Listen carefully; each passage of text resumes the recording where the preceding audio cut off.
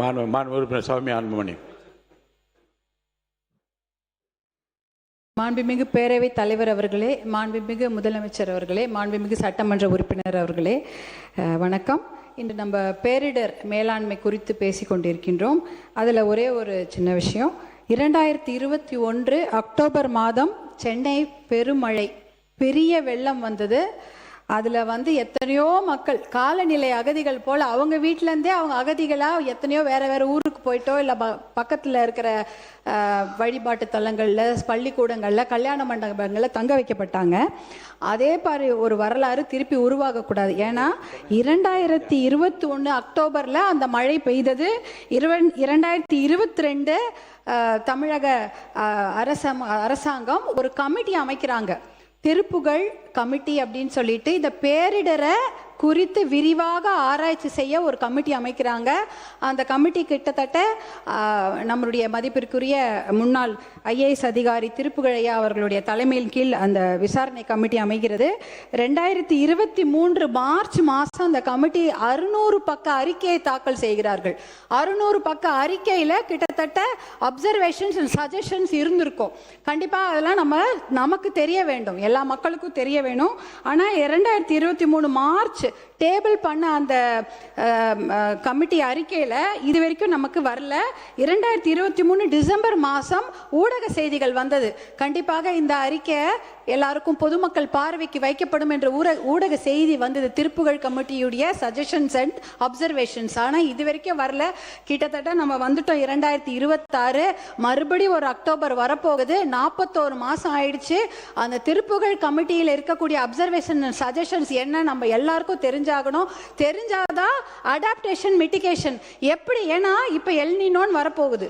இந்த மழையில் இந்த திருப்பி சென்னை பெருவெள்ளமோ இல்லை வெள்ளக்காடோ ஆகாமல் எப்படி மக்களை காப்பாற்ற வேண்டும், இல்லை மக்களுக்கு அந்த பிரச்சனை வந்தால் பாதிப்பு அதிகமாகாமல் இருக்க வேண்டும், அந்த மிட்டிகேஷன் எப்படி அப்படி போன்ற சஜஷன்ஸ் அதில் இருக்கோ.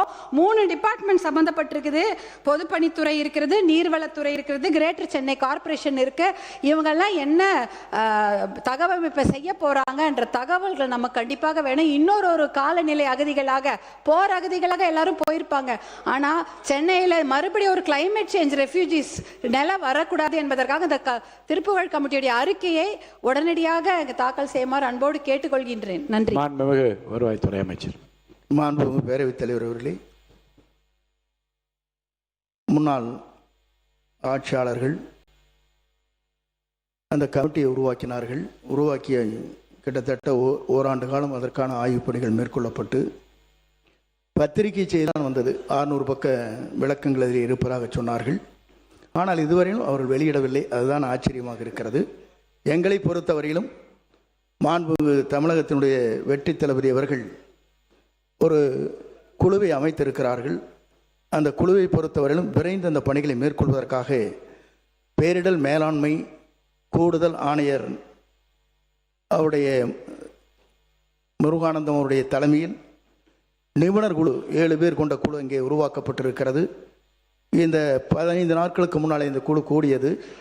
விரைந்து என்னென்ன பணிகளை ஒவ்வொரு துறை சார்பாக, இங்கே இருக்கிற பொதுப்பணித்துறை, மாநகராட்சி, நெடுஞ்சாலைத்துறை, மின்துறை அனைத்தும் ஒருங்கிணைந்து என்னென்ன பணிகளை மேற்கொள்ள வேண்டுமோ அந்த பணிகளை மேற்கொள்வதற்காக நம்முடைய முதல்வர்கள் உத்தரவு வழங்கியிருக்கிறார்கள்.